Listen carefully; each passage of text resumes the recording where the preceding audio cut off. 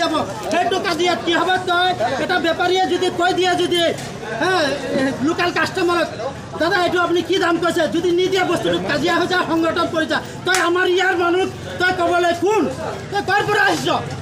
এই দমটো দিয়ে সেই কাজিয়াটো হ'ব নালাগে কেলে যদি প্ৰশাসনে যদি পুলিচ প্ৰশাসন আছে যদি এই কাজিয়াটো সমাধান কৰে তে সংগঠন কেলে মাজত পৰে আমাৰ মেইন কথা হ'ল অসমৰ ভিতৰত যে কাজিয়া হৈছে ভাৰতৰ ভিতৰত যিকোনো দোকানীয়ে কাষ্টমাৰৰ ভিতৰত কাজিয়া হৈছে মেইন মূল্যৱান মানে কি হয় এই সংগঠনেহে কৰিছে মই কাৰো নাম লৈ নলওঁ গোটেই ভাৰতৰ ভিতৰত এই সংগঠনে কাজিয়া লগায় কেলে যদি কাজিয়াতে যদি সংগঠনে যদি দোকানত যদি কাষ্টমাৰক যদি সমাধান কৰে তেতিয়া আমাৰ মিছা থানা কেলে বনিছে মই ক'ব বিচাৰিছোঁ পুলিচ কেলে বনিছে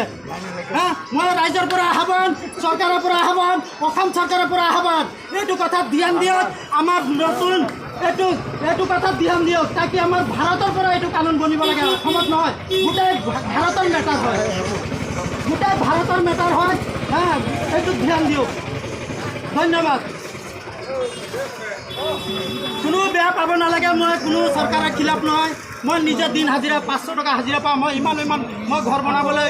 6 লাখ টকা ৰাখিছিলোঁ 4 বছৰটো মই গছ পুলি লগাই শেষ কৰি দিছোঁ এতিয়া এটা গৰম ছিজনত মই বিজনেছ কৰিয়েই খাই আছোঁ 400 300 যিয়ে পাওঁ সেইটো দি মই চলে মোক সেই ডাঙৰ মানুহ হ'ব নালাগে কেলে মই সম্পত্তিৰ লগত লৈ নাযাওঁ লেংটাই যাম কোনদিনা চকুব নাযাব মোৰ ল'ৰাকেইটাই লৈ গৈ থৈ আহিব কবৰস্থানত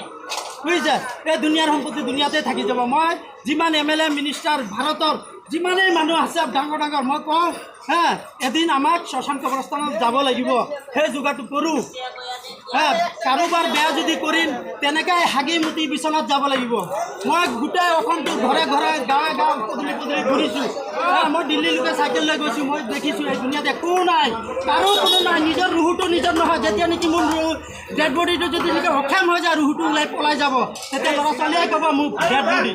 নেতা বুলি নকয় ডেড বুলি ক'ব এই সম্পত্তি কোনোবা থৈ গৈছে লৈ তো একো যোৱা নাই মই মিনিষ্টাৰকেইটাক ক'ব বিচাৰোঁ জাতীয় ভিত্তিত কাজিয়া নকৰিব আমাৰ দেশটোত শান্তি লাগে থাকিমনো কেইদিন আগৰ মানুহ 130 বছৰ বাচি গৈছে এতিয়াৰ মানুহ 70 বছৰ 60 বছৰ যাওঁ নেকি 70 বছৰ যাওঁ নেকি কোনো গেৰেণ্টি নাই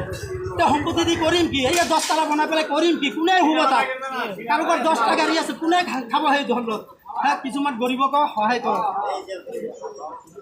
আৰু এটা কথা মই কৈ দি আছোঁ শ্মশান কবৰস্থান মই ভাৰত চৰকাৰৰ পৰা এটা বেনাৰ ইয়াতে আছে বেনাৰটো 13টা বেনাৰ আছে শ্মশান কবৰস্থান এইটো জেগাটো হ'ল পবিত্ৰ জেগা হয়